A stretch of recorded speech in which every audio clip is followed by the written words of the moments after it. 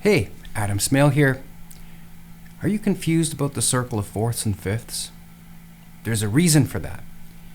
You don't have the backstory of what the hell it's trying to tell you. This segment starts you off by teaching you how to understand to build a major scale from any note first. Welcome. This is my second channel.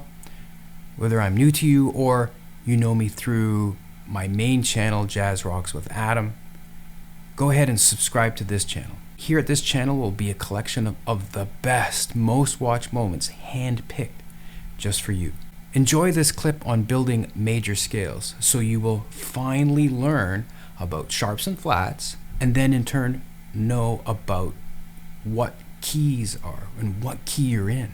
In order to create a major scale, you have to have the right spacing between the notes.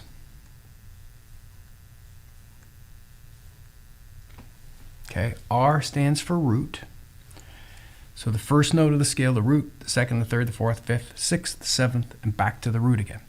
And it has to be this, okay? It has to be whole step, half step, whole step, whole step, whole step, half step. Just in case, for those of you that don't know what a whole step is or a half step, I'm going to quickly explain it, okay? On a guitar, if you are on this has to be the same string. If you move 2 frets in either direction from wherever fret you're on now, that's a whole step. So whole step, as far as guitar goes, is moving 2 frets. On piano, if you're going from one white key to another white key and it has a black key in between, that is a whole step. A half step is literally half of that, okay?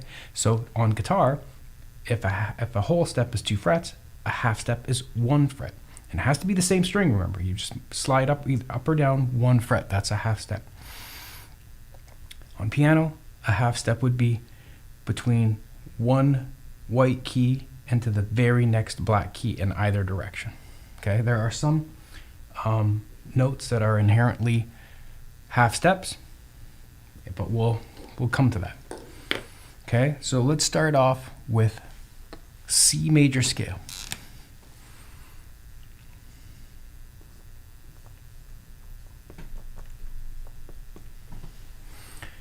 So here we go. Here's our first half step. The first half step that inherently occurs in music, naturally speaking, using the notes of our music alphabet, is between E and F.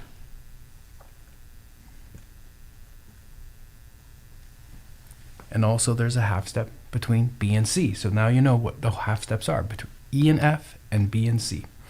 Okay? And what we're going to do in this column is we're going to put in the number of sharps or flats. Okay? That's very important. That's how we're going to keep track of everything. And most people do it in fifths, but let's start off going in fourths. And there's going to be a reason for this. So what do I mean by a fourth? Okay? Well, what's the fourth note in the C major scale? F, right? 4. So that's going to be our next key. And this is why we say we're moving in fourths. Okay? You go a fourth up from C. Now we have to write out a F major scale. If we just write out a C major scale starting from F, you're going to quickly see that that's not going to work. But let's keep going. So we know that F to G is a whole step, G to A is a whole step, and here we go. A to B is not a half step, right? We need a half step. In order to create a major scale, you have to follow this formula. Whole step, half step. Whole step, half step. Okay? So what do? Well, we have to, instead of raising this, because then that would widen the gap here, we have to lower the B. We have to bring the B closer to A. And that's why flats were invented, okay? So then that's B flat. The next note would be C, because we need a whole step. It wouldn't be C flat, because the distance between B flat and C flat is a half step. We need a whole step, okay? We only moved this one note in between here. And I forgot to explain, that's why I've got them spaced out. So any note that's got a space in between, that's a whole step. Notes that are right beside each other, that's a half step. And the formula reflects that, okay? So let's keep going. We know that between C and D is a whole step. It's a whole step from D to E, and then we're back at our root note F, okay, which is another half step. We know that E and F is a half step already. And we forgot to write in how many flats or sharps we have, right? The key of C, there are 0 sharps and flats. But when we get to the key of F, we've got 1 flat, so let's write that in. 1 flat.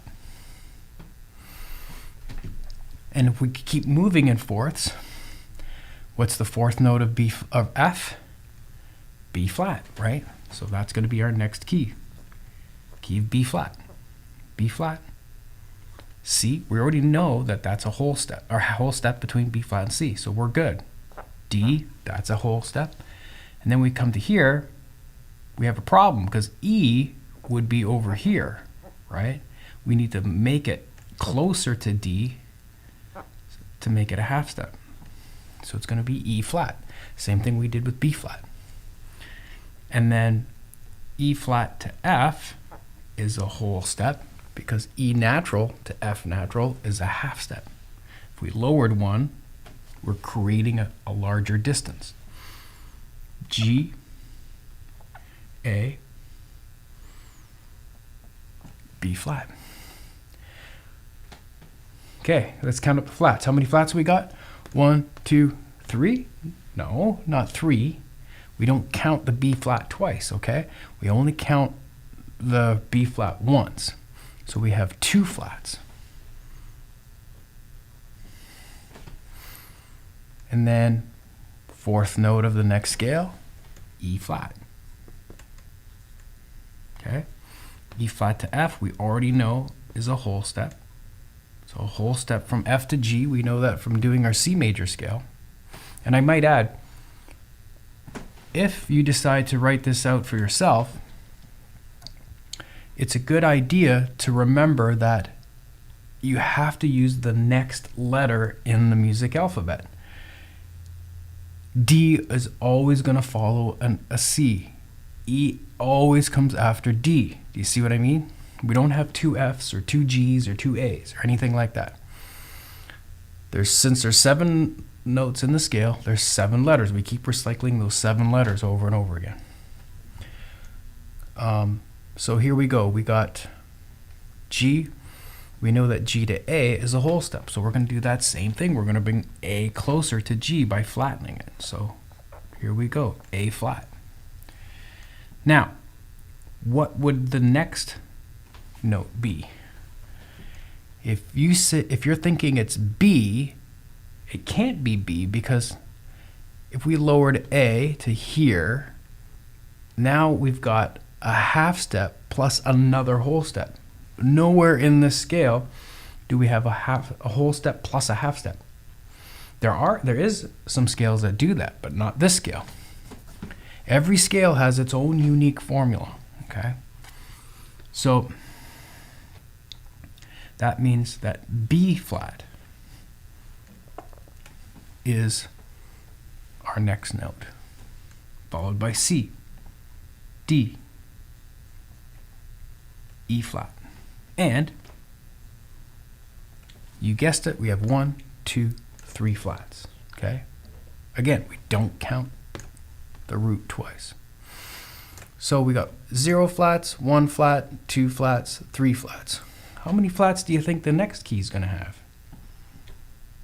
Maybe it's a pretty good guess, but let's find out. If this clip has piqued your interest and you want to cover all the keys, watch this video that this clip is from. I leave no stone unturned in this video. You'll finally know why the key of C has no sharps or flats, but the key of E has 4 sharps. hit the video link here, and I'll see you again there in 2 seconds.